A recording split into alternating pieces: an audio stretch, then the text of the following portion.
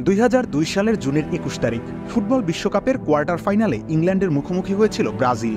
ইংল্যান্ডের তখন সোনালী প্রজন্ম। Paul Scholes, David Beckham, Rio Ferdinand, Michael ওয়েনের মতো খেলোয়াড়দের নিয়ে ইংল্যান্ডের দল সাজিয়েছিলেন তৎকালীন কোচ এরিকসন। অন্যদিকে ব্রাজিলের হলুদ জার্সিতে ছিল রবার্তো কার্লোস, কাফু, রিভালদো, রোনালদোর মতো বড় নামগুলো।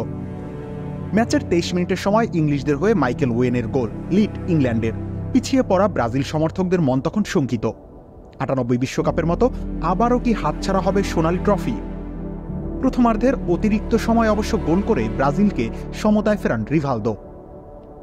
এরপর ঘটে এক নাটকের মঞ্চায়ন। ম্যাচের প্রায় 50 মিনিটে ফ্রিকিক পায় ব্রাজিল। 40 গজ দূর থেকে বাঁকানো শটে মারা ফ্রিকিকটি ইংলিশ গোলরক্ষক ডেভিড সিম্যানকে বোকা বানিয়ে এমনভাবে হয়েছিল যে সেটি বিশ্বকাপের ইতিহাসের অন্যতম সেরা গোল হিসেবেই স্বীকৃতি পেয়ে গিয়েছিল। সেই খেলোয়াড়টি হলেন রোনালদিনহো গাউচো। আরও স্পষ্ট করে বললে তিনি ফুটবলের ইতিহাসের সবচেয়ে নান্দনিক দলটির অন্যতম নান্দনিক কাণ্ডারি। উল্লেখ্য, সেদিনের প্রথম গোলের অ্যাসিস্টও করেছিলেন ওই রোনালদিনহোই। তারকাখচিত এক ব্রাজিল দলের হয়ে খেলতে নেমে তারকাদের পিছনে ফেলেই কোয়ার্টার ফাইনালের নায়ক হওয়ার মাধ্যমে শুরু এক জাদুকরের গল্পের। 1980 21 মার্চ জন্ম ব্রাজিলের পোর্তো অ্যালেগ্রেতে। ফুটবলের তীর্থস্থান ব্রাজিলে আরেক ফুটবল কিংবদন্তির জন্ম হয়েছিল সেদিন, তা হয়তো কেউ বুঝতে পারেনি। সবাই ডাকত গাউচো নামে। ছোটবেলায় ফুটসাল দলের সব থেকে ছোট সদস্য ছিলেন, তাই নাম দেয়া হয় রোনালদিনহো। সব মিলিয়ে নামটা দাঁড়ালো রোনালদিনহো গাউচো। আদতে তিনি আরেক রোনালদোই, কারণ পুরো নাম হলো রোনালদো ডি অ্যাসিস মোরেইরা। ছোটবেলা থেকেই স্থানীয় ক্লাবগুলোতে নজরকাড়া পারফরমেন্স করা রোনালদিনহোকে ব্রাজিলিয়ান ক্লাব গ্রেমিও নিজেদের দলে আনে। গ্রেমিওর যুব দলে পেশাদার ক্যারিয়ার শুরু। এরপর 1998 সালে সিনিয়র দলে অভিষেক। গ্রেমিওর হয়ে 48 ম্যাচে করেন 23 গোল। গ্রেমিওর হয়ে খেলার সময় একটি ম্যাচে তার প্রতিপক্ষ দলে ছিল ব্রাজিলের 1994 বিশ্বকাপজয়ী অধিনায়ক কার্লোস দুঙ্গা। যেই দুঙ্গাকে টিভি সেটের সামনে বিশ্বকাপ ট্রফি নিতে দেখেছিলেন, মুখোমুখি দেখায় সেই দুঙ্গাকে বার কয়েক মনোমুগ্ধকর ড্রিবলিংয়ে বোকা বানিয়েছিলেন দিনহো। ক্রুইফের বিদায়ের পর ভঙ্গুর তখন বার্সেলোনা। 2003 সালে সেই ভঙ্গুর বার্সেলোনায় ইতিহাস সৃষ্টির প্রতিজ্ঞা নিয়েই পা রাখেন রোনালদিনহো। 2004-05 মৌসুমে 40-এরও বেশি গোলে অবদান রেখে তিনি বার্সেলোনাকে জেতান লিগ শিরোপা। আর এর পরের বছর প্রায় নিজ কৃতিত্বেই চ্যাম্পিয়ন্স লিগকে নিয়ে আসেন ক্যাম্প নুতে। সে বছর লা লিগারও শিরোপা নিজেদের করে নিয়েছিল বার্সেলোনা। 4 বছর শিরোপাহীন থাকার পর দিনহোর আগমনে 3 বছরেই জিতে নেয় তারা 2টি লিগ শিরোপা আর একটি চ্যাম্পিয়ন্স লিগ। 2005 সালের 19 নভেম্বর সান্তিয়াগো বার্নাব্যুতে খেলতে এসেছিল বার্সেলোনা। সেই ম্যাচে 2 গোল করেন। তার দল জিতেছিল 3-0 গোলে।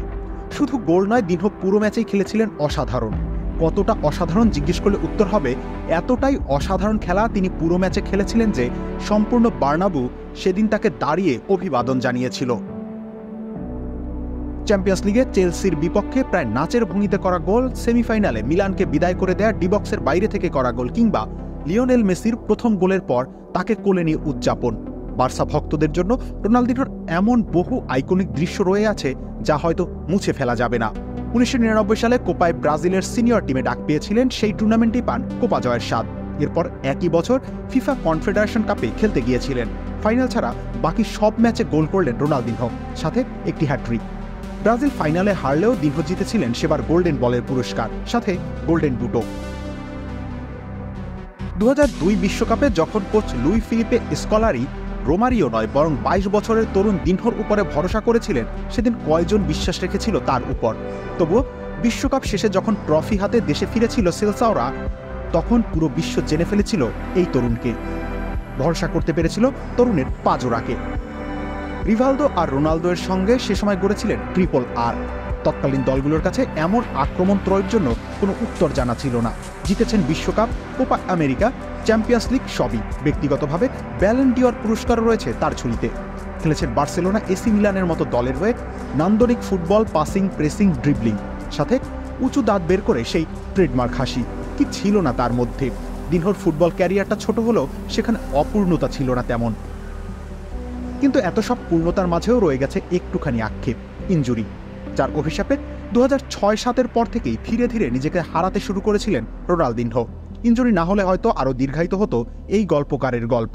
তারপরেও তিনি আছেন সর্বকালের সেরাদের একজন হয়ে, তিনি আছেন সবার মনের মণিকোঠায় স্থায়ী হয়ে। ব্রাজিলের ফুটবল ভক্ত নয় এমন অনেকেরও হৃদয় দিয়ে ভালোবাসেন এই রোনালদিনহোকে। রবিউল ইসলাম রনি, খেলা ৭১।